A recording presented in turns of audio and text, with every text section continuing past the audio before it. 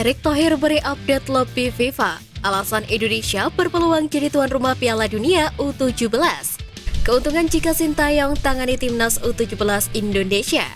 Simak informasi selengkapnya sebagai berikut.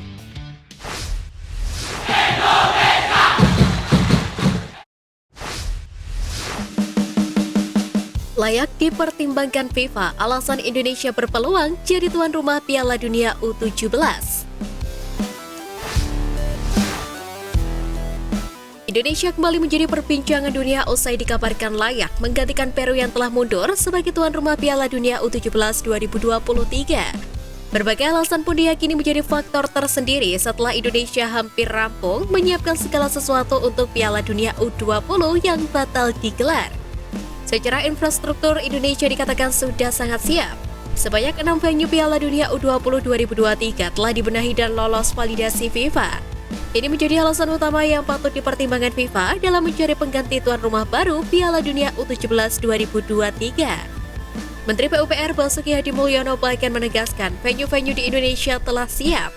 Adanya Piala Dunia U17 2023 juga bisa menjadi pelipur kecewa timnas Indonesia U20. Hal itu bisa memperbaiki mental dan impian para pemain muda Garuda. Terlebih talenta pemain timnas Indonesia U20 juga telah menunjukkan perkembangan perlahan. Selain itu, persiapan Garuda Muda juga telah berjalan selama kurang lebih 2,5 tahun. Selain itu, Indonesia merupakan salah satu negara dengan supporter sepak bola yang banyak. Antusiasme masyarakat Indonesia terhadap sepak bola dinilai sangat tinggi. Industri sepak bola di Indonesia diyakini akan berjalan sangat kencang jika event tersebut digelar. Tentunya ini akan berdampak pada FIFA sebagai federasi sepak bola tertinggi dunia.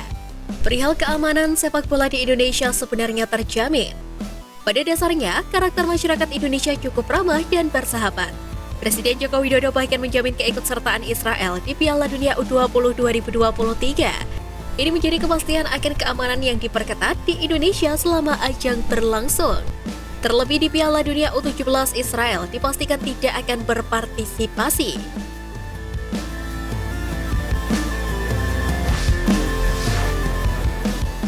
Keuntungan jika Sintayong tangani timnas U17 Indonesia.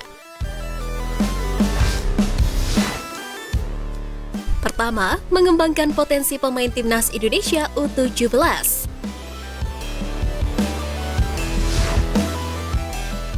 Salah satu keuntungan jika Sintayong bersedia untuk menerima tawaran dari PSSI menjadi pelatih timnas Indonesia U17 karena potensi para pemainnya.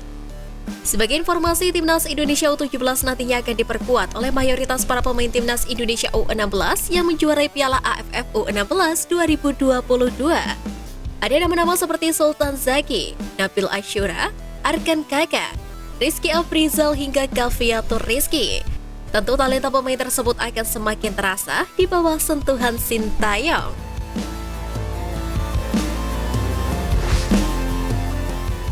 Kedua, pengalaman Sintayong di Piala Dunia dan Olimpiade. Keuntungan yang kedua yakni pengalaman Sintayong pernah menangani tim nasional di ajang Piala Dunia dan Olimpiade. Tepatnya di Piala Dunia 2018 saat melatih timnas Korea Selatan dan Olimpiade 2016 bersama Korea Selatan U23. Hal itu membuat juru taktik asal Korea Selatan tersebut memiliki pengalaman yang bisa diterapkan kepada para pemain timnas Indonesia U17 nantinya.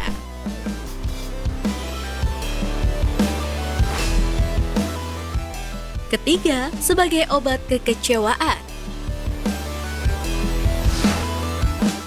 Keuntungan terakhir yakni menjadi obat kekecewaan Sintayong usai timnas Indonesia U20 batal tampil di Piala Dunia U20 2023. Ya, Sintayong gagal berjuang bersama anak asuhnya di Piala Dunia U20 2023 setelah FIFA mencopot status tuan rumah Indonesia. Padahal Sintayong sudah melakukan latihan dan persiapan yang luar biasa untuk timnas Indonesia U20 supaya bisa bersaing di Piala Dunia U20 2023. Sayangnya pekerjaan Sintayong berujung sia-sia lantaran mimpi Garuda Nusantara untuk tampil di ajang tersebut telah pupus.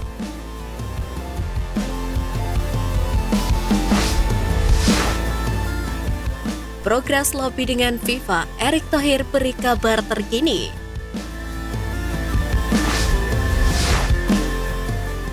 Kabar menegangkan datang dari Ketua Umum PSSI, Erick Thohir, yang menyampaikan informasi terkait proses lobby dengan FIFA seusai Indonesia batal menggelar Piala Dunia U20 2023. Sebagaimana diketahui, Erick Thohir bertolak ke Eropa sejak Senin lalu.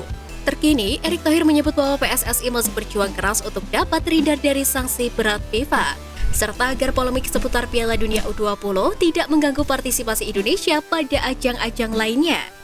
Expos Inter Milan itu juga menyoroti timnas Indonesia U22 yang akan berjuang di SEA Games 2023. Dia berharap tim Merah Putih mendapatkan hasil bagus. PSSI hingga kini terus menjalin komunikasi dengan FIFA. Harapan kita bersama agar kita bisa tampil di SEA Games untuk merebut medali emas yang terakhir kali diraih pada SEA Games 1991 Manila, ucap Erick Thohir. Berdasarkan hasil drawing yang dilakukan di Phnom Penh, Kamboja, Indonesia tergabung dalam grup A bersama tuan rumah Kamboja, Myanmar, Filipina, dan Timor Leste. Sementara 3 rival berat Indonesia yakni Thailand, Vietnam, dan Malaysia menghuni grup B bersama Singapura dan Laos. Meski begitu, Erick Thohir menegaskan skuad Garuda Muda haram meremehkan lawan. Menteri BUMN tersebut mewajibkan Rizky Ridho dan kawan-kawan harus berjuang keras untuk dapat menuntaskan misi merebut emas di SEA Games.